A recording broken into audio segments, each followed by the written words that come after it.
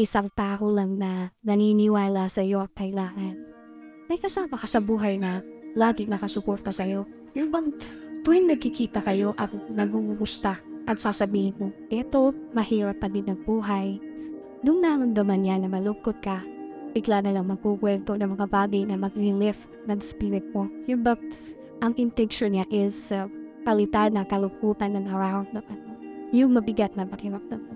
Ang mga taong concerned sa'yo. Yung nararamdaman niya ang nararamdaman mo.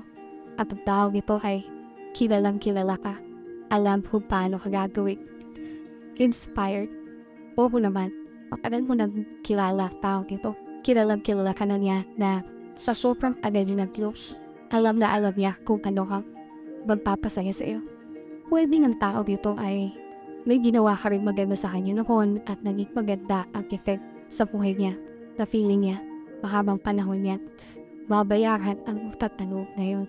O kaya, sa sobrang tagal niyo ng pagkakilala, pamilya na at tulad niya sa iyo, at ayaw na niya, nalulungkot ka, at alam niya kapag malungkot ka, hindi maganda ang epekto nito sa buhay mo. Or, taong gusto malamdawan isang magandang bagay. May mga taong gano'n naman talaga. Likas na sa kanila ang paggawa ng mabuti sa kapwa. Gusto nila, pararamdaman nila every time na nakakatulong sila sa ibang tao. Nakasuporta, andyan lang sa tabi. Words of encouragement ang laging naririnig po sa kanya. Gusto niya, masaya ka at successful ka sa buhay. Lagi kanyang pinupush, lagi niyang sinasabi na, kaya mo yan, kaya mo yan. Kung may ganito ka sa buhay ko, ewan ko na lang kung anong klaseng blessing na binigay ng Diyos sa'yo para ilagay niya sa araw-araw mo. Ang tao yan, pwede natuwa ang Diyos sa isang bagay na nagawa mo mabuti. Pwede may isa o ilang tao na nagdadasal para sa iyo at ang dasal nila ay ilagay niya ang mga tamang tao na dapat makasama mo. Oo naman, kaya-kaya natin itutingin sa Diyos para sa ating mahal sa buhay, sa mga taong importante sa atin, sa mga taong malayo-malayo sa atin. Kahit naman tayo, kaya nating hihingi ito sa Diyos.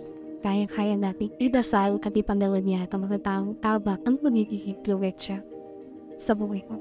Mga taong pwede mo kasaya sa oras na hindi mo nakilala ang sarili dahil sa sobrang lubog na lubog ka na sa mga problema ng mundo, kahit dalawa or kahit isa lang ang kasama mo sa buhay.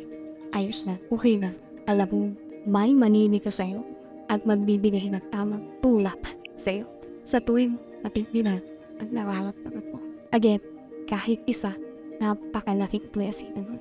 Sabi nga sa Proverbs 18:24, a man of many companions may come to with, but there is a friend who sticks closer than